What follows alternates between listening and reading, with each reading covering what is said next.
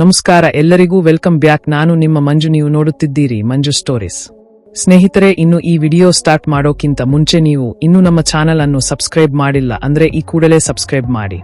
ಇನ್ನು video start ಮಾಡೋಣ ಬನ್ನಿ. IPL 2025ರ 8ನೇ ಪಂದ್ಯ ಚೆನ್ನೈ ಸೂಪರ್ ಕಿಂಗ್ಸ್ ಸಿಎಸ್ಕೆ ಮತ್ತು ರಾಯಲ್ ಚಾಲೆಂಜರ್ಸ್ ಬೆಂಗಳೂರು RCB ನಡುವೆ ಚೆನ್ನೈನ ಚಿದಂಬರಂ ಕ್ರೀಡಾಂಗಣದಲ್ಲಿ ನಡೆಯಿತು.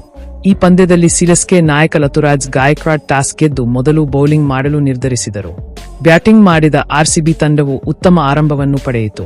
ವಿರಾಟ್ ಕೊಹ್ಲಿ ಮತ್ತು ಫಿಲ್ ಸಾಲ್ಟ್ ಇನ್ನಿಂಗ್ಸ್ ಆರಂಭಿಸಿದರು.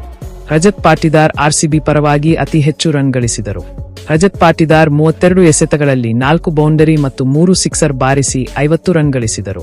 ವಿರಾಟ್ ಕೊಹ್ಲಿ 31 ರನ್ ಮತ್ತು ಫಿಲ್ ಸಾಲ್ಟ್ 32 ರನ್ ಗಳಿಸಿದರು. RCB 20 ಓವರ್ಗಳಲ್ಲಿ 196 ರನ್ಗಳ ಬೃಹತ್ ಮೊತ್ತವನ್ನು ಗಳಿಸಿತು. ಸಿಎಸ್ಕೆ ಪರ ನೂರ್ ಅಹ್ಮದ್ 4 ಓವರ್ಗಳಲ್ಲಿ 3 ವಿಕೆಟ್ ಪಡೆದರು.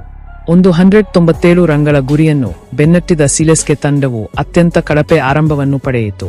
ಸಿಎಸ್ಕೆ ಕೇವಲ 8 ರನ್ಗಳಿಗೆ 2 ವಿಕೆಟ್ ಕಳೆದುಕೊಂಡಿತು.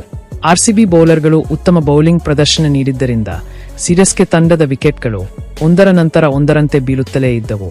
ಅಂತಿಮವಾಗಿ ಸಿಎಸ್ಕೆ 50 ರನ್ಗಳಿಂದ ಪಂದ್ಯವನ್ನು ಸೋತಿತು. RCB ಪರ ಜೋಶ್ ಹ್ಯಾಜಲ್ವುಡ್ 3 ವಿಕೆಟ್ ಪಡೆದರೆ ಯಶ್ ದಯಾಲ್ ಮತ್ತು ಲಿವಿಂಗ್ ಸ್ಟೋನ್ ತಲಾ 2 ವಿಕೆಟ್ ಪಡೆದರು. ಪಂದ್ಯದ ನಂತರ RCB ಆಟಗಾರರು ತುಂಬಾ ಸಂತೋಷದಿಂದ ಕಾಣಿಸಿಕೊಂಡರು. ರಜತ್ ಪಾಟಿದಾರ್, ವಿರಾಟ್ ಕೊಹ್ಲಿ ಮತ್ತು ಇತರ ಆಟಗಾರರೊಂದಿಗೆ ನೃತ್ಯ ಮಾಡುತ್ತಿರುವುದು ಕಂಡುಬಂದಿತು. ವಿರಾಟ್ ಕೊಹ್ಲಿ ಮತ್ತು ಖಲೀಲ್ ಅಹ್ಮದ್ ನಡುವೆ ಏನೋ ಘರ್ಷಣೆ ನಡೆಯಿತು. ಪಂದ್ಯದ ನಂತರ ಖಲೀಲ್ ಅಹ್ಮದ್ ವಿರಾಟ್ ಕೊಹ್ಲಿ ಬಗ್ಗೆ ಹೇಳಿಕೆಯೊಂದನ್ನು ನೀಡಿದರು. ಖಲೀಲ್ ಅಹ್ಮದ್ ಹೇಳಿಕೆಯಲ್ಲಿ ಅವರು ಬೌಲಿಂಗ್ ಮಾಡಲು ಬಂದಾಗ ವಿರಾಟ್ ಕೊಹ್ಲಿ ಮೊದಲ ಓವರ್ನಿಂದಲೇ ತಮ್ಮನ್ನು ನಿಂದಿಸುತ್ತಿದ್ದರು ಎಂದು ಹೇಳಿದ್ದಾರೆ. ವಿರಾಟ್ ಕೊಹ್ಲಿ ಏನೇ ಮಾಡಿದರೂ ಖಲೀಲ್ ಅಹ್ಮದ್ಗೆ ತುಂಬಾ ಬೇಸರವಾಯಿತು. ಪಂದ್ಯದ ನಂತರ RCB ತಂಡವು ಪಂದ್ಯವನ್ನು ಗೆದ್ದಾಗ ಎಲ್ಲಾ ಆಟಗಾರರು ಪರಸ್ಪರ ಭೇಟಿಯಾದರು. ಆಗ ಖಲೀಲ್ ಅಹ್ಮದ್ ವಿರಾಟ್ ಕೊಹ್ಲಿಯೊಂದಿಗೆ ಕೈಕುಲುಕಲು ಹೋದರು. ಆಗಲೂ ವಿರಾಟ್ ಕೊಹ್ಲಿ ಅವರೊಂದಿಗೆ ಕೋಪಗೊಂಡು ಜಗಳವಾಡಲು ಮುಂದಾದರು.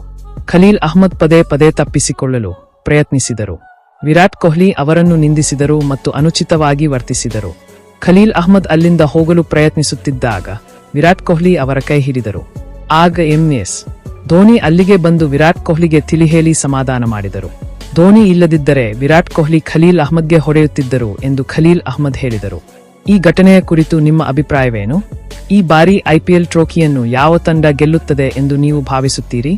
ನಿಮ್ಮ ಉತ್ತರವನ್ನು ಕೆಳಗೆ ಕಾಮೆಂಟ್ ಮಾಡಿ. ಇನ್ನು ಈ ವಿಡಿಯೋ ನಿಮಗೆ ಇಷ್ಟವಾಗಿದ್ದರೆ ಲೈಕ್ ಮಾಡಿ, ಶೇರ್ ಮಾಡಿ, ಸಬ್ಸ್ಕ್ರೈಬ್ ಮಾಡಿ. ನಮಸ್ಕಾರ ಸ್ನೇಹಿತರೆ.